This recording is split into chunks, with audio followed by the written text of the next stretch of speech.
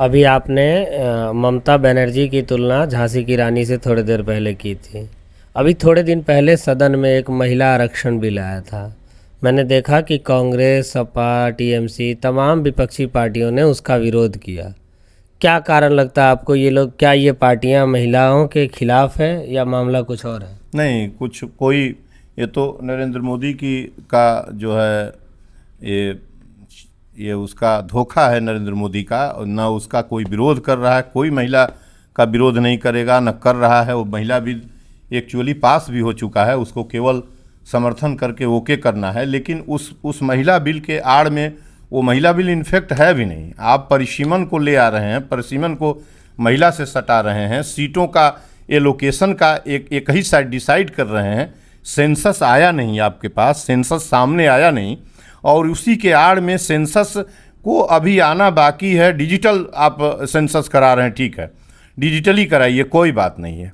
आप सेंसस को आने दीजिए, उसके बाद एलोकेशन तय करिए, उसके बाद सीट्स, परसेंटेज ऑफ सीट्स जो महिला का है कितना करेंगे, ये करिए। और मुकुंद जी, हम आपसे एक सवाल कर रहे हैं, आप एडिटर हैं, हम कह रहे हैं कि इस पर कई सारे बयान आए हैं, बहुत सारे लोग कह रहे हैं कि ये महिला विरोधी हैं। और उत्तर प्रदेश के मुख्यमंत्री जी का बयान था कि ये जो है, ये कांग्रेस और समाजवादी पार्टी महिला विरोधी है। फिर आया था कि ये उनका अधिकार है महिलाओं का, फिर आप क्यों? मैं कह रहा हूँ कि 50% का बिल क्यों नहीं सदन में आ रहा है। मैं सबसे पूछना चाहता हूँ आपके चैनल के माध्यम से कि ये 33% कहाँ किसके खोपड़ी में आ गया? जब 50% की आबादी है और बिल ला रहे हैं महिलाओं का, तो 50% क्यों नहीं ला रहे हैं? दूसरी बात कि उसमें रिजर्वेशन लगा के लाइए, नहीं तो जो लोग, आप आज़ादी के बाद से सदन पर किसका अधिकार है? विधायिका पर और कार्यपालिका पर चंद मुट्ठी भर लोगों का डोमिनेंटली वो उस पर अधिकार कर लिए, उनकी दूसरी तीसरी पीढ़ी उस पर आई हुई है। तो जो लोग अधिकार किए हैं किसी बदौलत, किसी भी तरीके से, तो उनके घर की महिलाएं भी उन सीट्स पर कर लेगी। तो रिजर्वेशन लगाइए। तीसरी बात, इस बिल में ले आने के पहले जितना नरेंद्र मोदी आफत मचाए हैं, महिला बंधन अधिनियम का इसका नाम दिए हैं, यही महिला बंधन का अधिनियम है। कम से कम 1 दर्जन खुला नंगा माने करने के बाद हिंसा वाला कार्य नरेंद्र मोदी के पक्ष के लोग किए हैं। गोधरा से लेकर और बनारस हिंदू यूनिवर्सिटी तक की बात मैं आपसे बता रहा हूँ। 1 दर्जन, और रिनाउंड, उसमें सभी सदनों में जाने वाले नेता लोग किए हैं। उस पर ये पहले बताइए कि इस बिल में क्या इस बात का उल्लेख है कि आइंदा से अब स्त्रियों का नहीं होगा? हमारा ऐसा कठोर कानून बिल आ रहा है, पहले ये तय करिए ना। और यदि किसी ने किया तो फांसी की सजा होगी, ये बात तय कर दीजिए। और सुब्रमण्यम स्वामी ने कहा है कि हमें पता है कि कुछ महिलाएं सदन में और पहुंचने के लिए कुछ नेताओं के साथ सोना पड़ा है, कंप्रोमाइज, वो सोना शब्द का इस्तेमाल किया है। जी।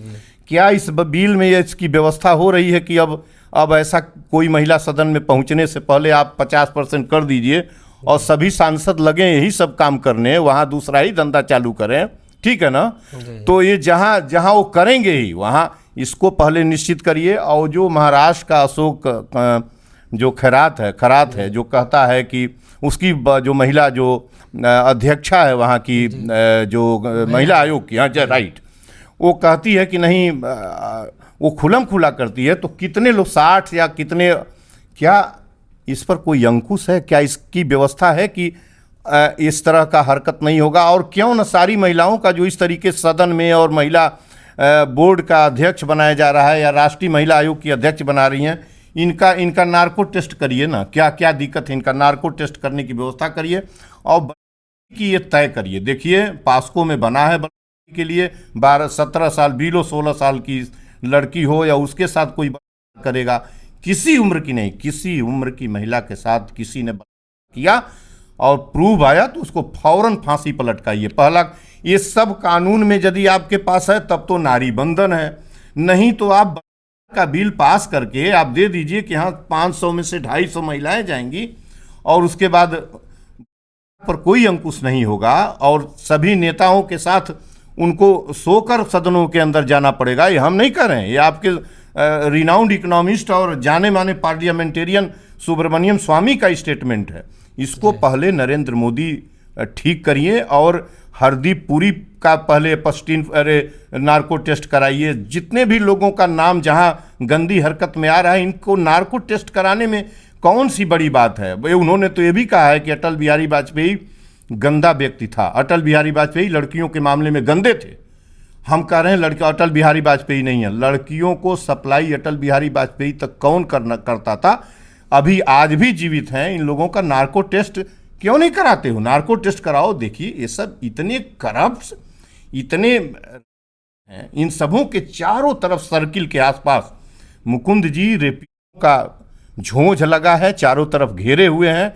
इन लोगों के पास किसी तरह का अच्छा कोई भी बेहतरीन आचरण चरित्र है ही नहीं है। एक आध को छोड़ के जो अच्छे हैं उनकी बात मैं नहीं कर रहा हूं, 1 दर्जन है सब। बिल्किस बानो के साथ पेट में बच्चा उसके था 3 महीने का, 4 महीने की गर्भवती थी और 3 साल की बिटिया थी। उसको पहले पत्थर पर पटक दिए, 12 लोगों ने किया 23 साल की महिला के साथ। उसके बाद जो है हाथरस में देखिए कुलदीप सिंह सेंगर को देखिए, यहाँ अमरमणि को गर्भवती अपनी गर्लफ्रेंड के साथ किया, कितना बनाओ। BHU में किया, स्वामी चिन्मयानंद अपने स्कूल की गर्ल लड़की के साथ किया। ये सब कौन सा कानून बना रहा है? यह कौन सा कानून? पहले इसको तय करे कि किसी बेटी के साथ नहीं होगा, किसी के साथ नहीं होगा, पहले हम फांसी पर लटकाएं। पहले ये श्योर करो इस बिल के अंदर। कितना आफत मचाए हो कि शीर्ष न सेंसस आया, न उसका जो है परिसीमन हुआ, कुछ भी नहीं हुआ। और जल्दी जल्दी जल्दी जल्दी आप उसी तारीख को महिला जो है बिल पेश करके क्या करना? महिला बिल माने क्या? सीट्स का केवल एलोकेशन, परसेंटेज ऑफ सीट्स का नो।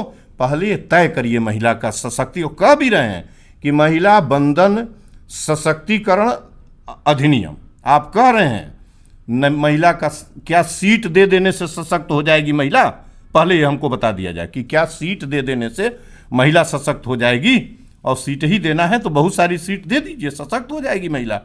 महिला के साथ खुलकर रोड पर हो रहा है और किस तरह का तमाशा हो रहा है, और कह रहे हैं महिला जो है ये बिल्कुल गलत है और कोई विरोध नहीं कर रहा है। कौन विरोध करेगा? मैं तो कह रहा हूं कि 50% क्यों नहीं, क्यों 33% क्यों? कौन 33% ले आता है? किसने किसकी खोपड़ी में 33% आ गया जब उनकी आबादी 50% है? तो ये तो कोई बताए।